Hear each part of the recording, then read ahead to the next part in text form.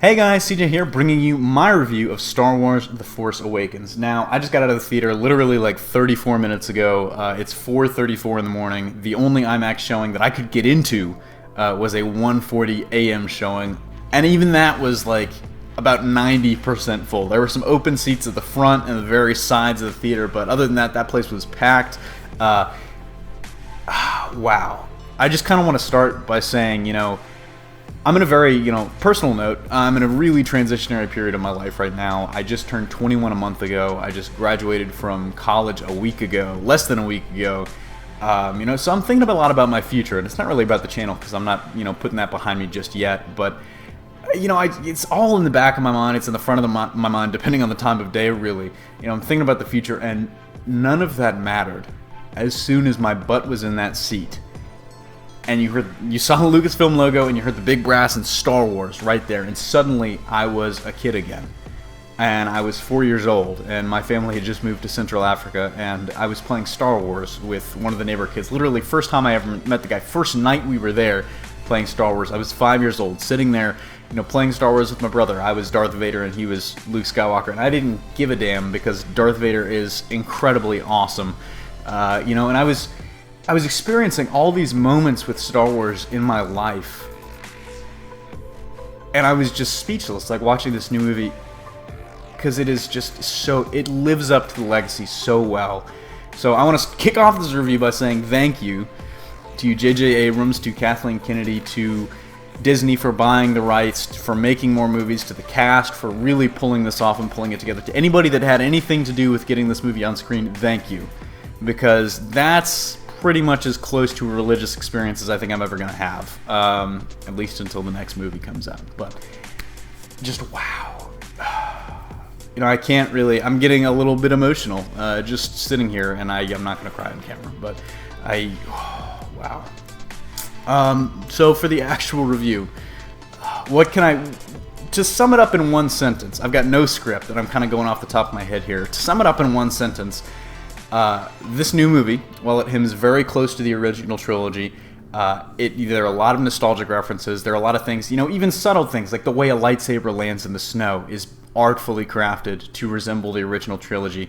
As much as it hems close to the original trilogy, it carves its own path, and it's a brave new path, and kind of stamps its own mark on the Star Wars legacy, in a way being the first step for an entirely new generation of fans to get into Star Wars. And I think there's something beautiful in that, and there's something beautiful in how much it recognizes the past, but it really doesn't just completely try to mimic the past. It uses the past. It's like standing on the shoulders of giants. I'm sure you've heard that saying. It stands on the shoulders of the original trilogy to reach something even higher, and I think this movie and this new trilogy has the potential to go even beyond. And we'll talk about my final ranking of these movies at the very end. But first and foremost, do you need to watch the prequels? That's the question on everybody's mind. Do you need to watch the prequels to appreciate this movie? And the answer is no. Really, you don't need to have seen any movies to go see this one. I mean, nobody's going to stop you at the theater and say, no sir, no ma'am, you have not seen the original trilogy, you cannot come in. But I will tell you, it will be I think this, it'll be a religious experience if you grew up with the movies and you're a huge fan, but it will be a much more enjoyable experience. You'll understand a lot more of what they're saying if you've at least seen 4, 5, and 6.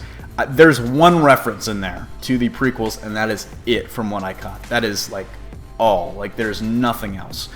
And you'll know it when you hear it, if you've seen the prequels. But it kind of, it definitely, is a much more rewarding experience if you've seen the original trilogy.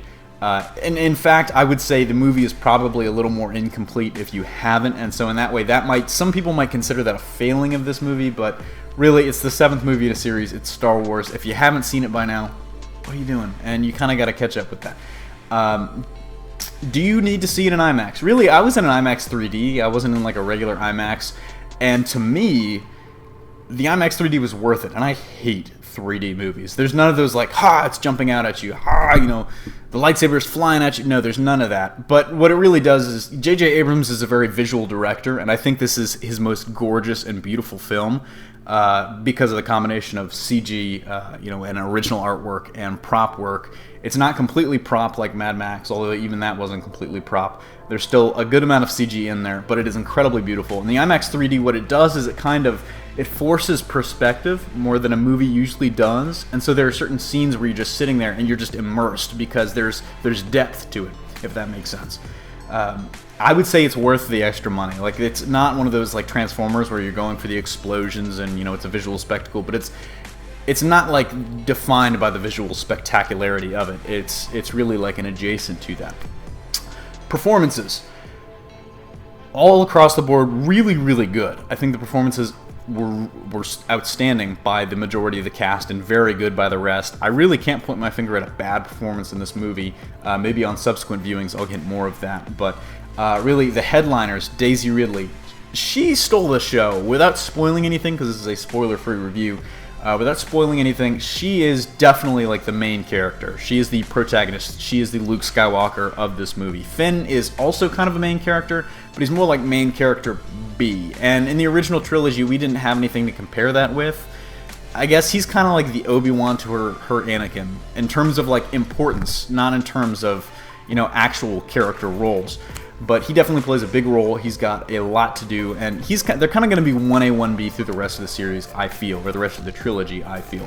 But John Boyega did a great job, almost as good as Daisy Ridley. Daisy Ridley she kind of stole the show for me. Like, she's going to be the hot new thing in Hollywood. Mark my words. I don't think the Star Wars curse is going to stick for her. I mean, I might be wrong about that. Somebody can, come back to me in 10 years and slap me, I guess. She can slap me if she wants. But the other really great thing is, Poe Dameron, and this is my one knock on the movie, is some characters that were hyped up do not have a ton to do. Like, Poe Dameron steals the show in like every scene he's in, but he's not in a ton of scenes, and he's not given a ton to work with, but he is just, Oscar Isaac is incredible. He is, he's got acting talent in spades, and he shows it off at every chance that he gets, and I'm hoping we get more from him in the sequel, or potentially in Episode 9 even. I just want more of that.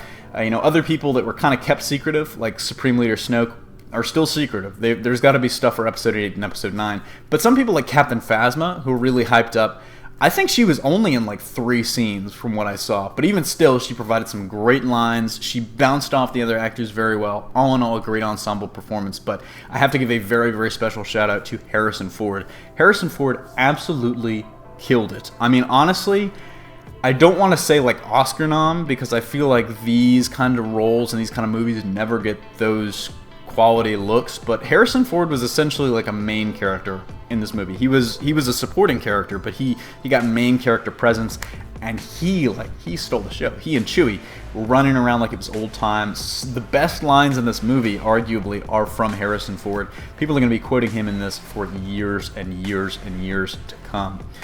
Now I guess this brings us to kind of the end of the review. I'm not going to even delve into a summary about this movie, because honestly you just need to see it.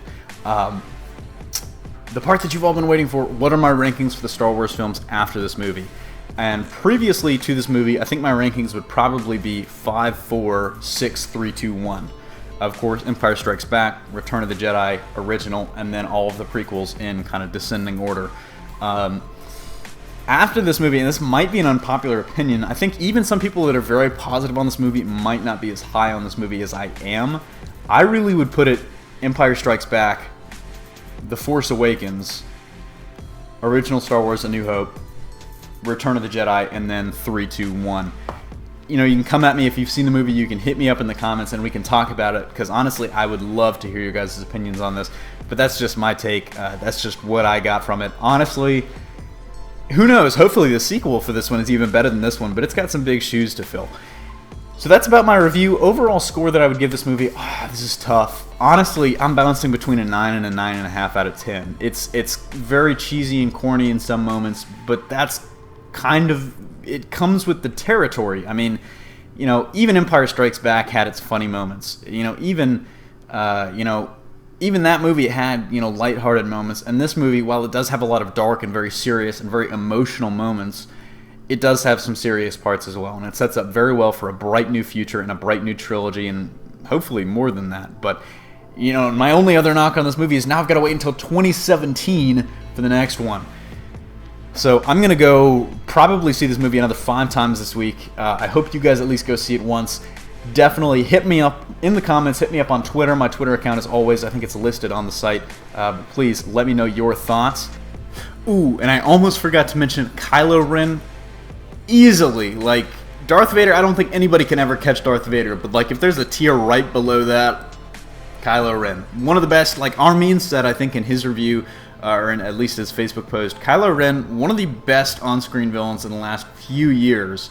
There's much more to him than meets the eye, and much more to him than is revealed in this movie, and hopefully we'll see more of that in the future. So that actually wraps it up here for me, so signing off to CJ, and I'll see you next time.